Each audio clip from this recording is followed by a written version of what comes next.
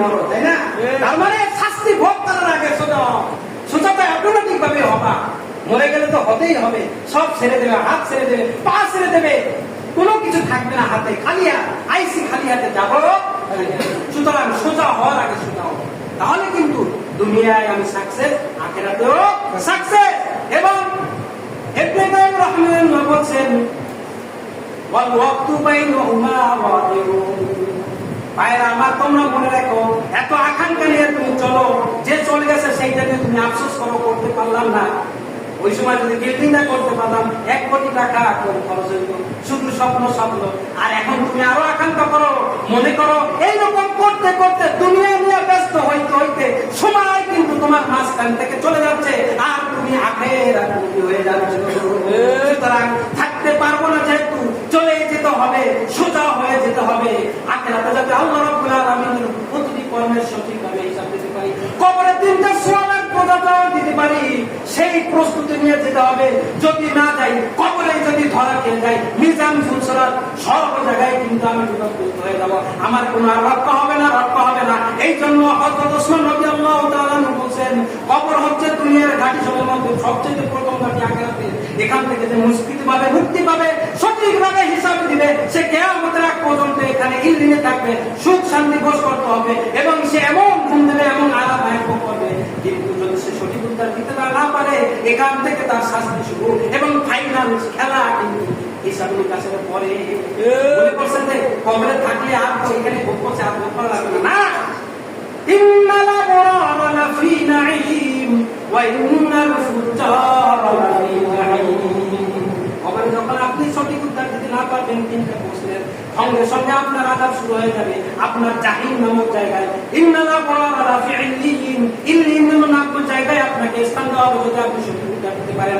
আর যদি আপনি সঠিক উত্তর দিতে না পারেন, আপনাকে সিদ্দিক নামক জায়গায় স্থান দেওয়া হবে, যেখানে মিনি বিশ্বকাপ বলে না, মিনি ফুটবল বলে না, মিনি ক্রিকেট বলে না, তাহলে মিনি আযাব ওখান থেকে শুরু হবে।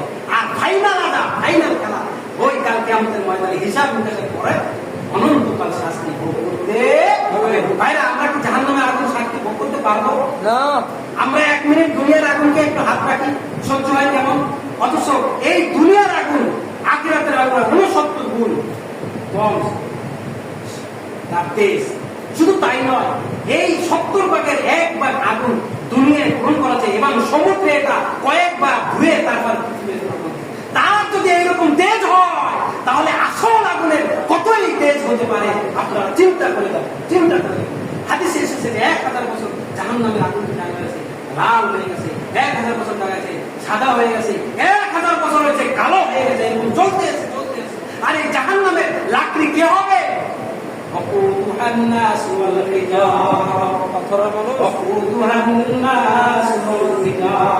আমরাই কিন্তু এই জাহান্নামের লাকড়ি হব, আমরাই কিন্তু জাহান্নামের লাকড়ি হব।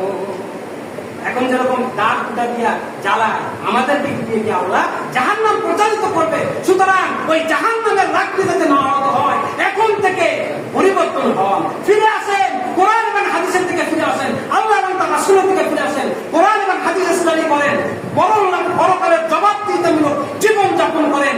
দুনিয়া ঠিক, আখিরাতে দুনিয়া সফল, আখিরাতে সফল। তাহলে দুনিয়ায় ক্ষণস্থায়ী সুখ শান্তি আপনি আরাম করবেন, কিন্তু আখিরাতের যে অনন্তকাল শান্তি যখন ভোগ করবেন, সম্মুখীন হবেন ইয়াউমা তাবিয়াদু উজুহু ওয়া তাসওয়াদু উজুহু। আফসোস আর আফসোস, মুখ কালো হয়ে যাবে, বিমর্ষ হয়ে যাবে, তখন কিন্তু আর সাড়া পাবেন না। ইন্না বাতশা রাব্বিকা লাশাদীদ ইন্নাহু হুয়াল মুযীব। আমার আলোচনা বুঝতে পেরেছেন? আজকের আলোচনার মূল কথা হলো যে কবরের সুয়ালের জবাব যদি দিতে হয়, জবাবদিহিতামূলক জীবন যাপন করতে হবে, কোরআন এবং হাদিস অনুযায়ী আপনার জীবন করতে হবে। তাহলে আমরা কবরের সুয়ালের জবাব আমরা দিতে পারবো, অটোমেটিক্যালি হয়ে যাবে। আর যদি আমরা মন যা চাই, এই যে বললাম ফেরেশতারা যোহর নামাজ থেকে আসর নামাজ উঠাতে থাকবে, 50 গজ মাটির নিচে যাবে, আবার যেরকম সেরকম হবে, চিৎকার দেবে বজ্রপাতের মতো। এই কঠিন ভয়াবহ শাস্তি দেখতে না হয়, এখন থেকে নামাজমুখী হন। এত আলোচনা করি, ওই মসজিদে তো ওয়াক্তিয়া নামাজ মুসল্লি পারে না। আজকে তো অনেক মুসল্লি হয়েছে, কেন? অন্ধলিকে ঢোকে না। আল্লাহ রাব্বুল আলামিন এই জন্য কালকে আমাদের আসে, ডাক দিয়ে বলবেন লাহুম কুলুবুন লা ইয়াফকাহুনা বিহা ওয়া লাহুম আ'য়ুনুন লা ইয়াবসিরুনা বিহা ওয়া লাহুম আযানুন লা ইয়াসমাউনা বিহা উলাইকা কালা'নাম বাল হুম আদালুন। তাদেরকে অন্তরচক্ষু দিয়েছিলাম, কলব দিয়েছিলাম, চোখ দিয়েছিলাম, হৃদয় দিয়েছিলাম, কিন্তু তারা উপলব্ধি করে নাই। তারা আসে নাই, বুঝতে চেষ্টা করে নাই, শুনছে এক কান দিয়া কিন্তু আর এক কান দিয়া বাইর করে দিয়েছে। সুতরাং তাকে ধরো, ফাকুযু খুযুহু ফাকুল্লুহু সুম্মার জাহিমা সাল্লু। আল্লাহ বলেন ধর, পালাবি কোথায়? পালাবার জায়গা নাই।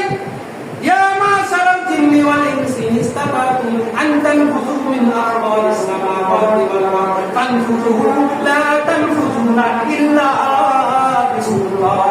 আল্লাহ বলেন যে হে বান্দারা, দুনিয়ায় কি মনে করছেন দুনিয়ায় পাওয়ার পা, দুনিয়ায় কিছু হবে না, যা ইচ্ছা তাই করবা। এখন তোমার কি সাধ্য আছে? তুমি যদি চাও এখন কি এই জমির না আসমান বের করে চলে যেতে পারবা? পারবা না। যদি পারো তাহলে দেখাও তো একটু, তাহলে আমার কবজার মধ্যে আসো, আমার নিয়ন্ত্রণের মধ্যে আসো। আমি তোমাকে দেখতেছি, সবকিছু করতেছো, তুমি দেখতেছি, আমার সিসি কি মানে আমি দেখতেছি তুমি কি করতেছো, তারপরে কেন তুমি এত অন্যায় কাজ করো? তোমার জবাব দিতে, পরকালের জবাব দিতে কোনো ভয় নেই? আমি তো সব দেখতেছি।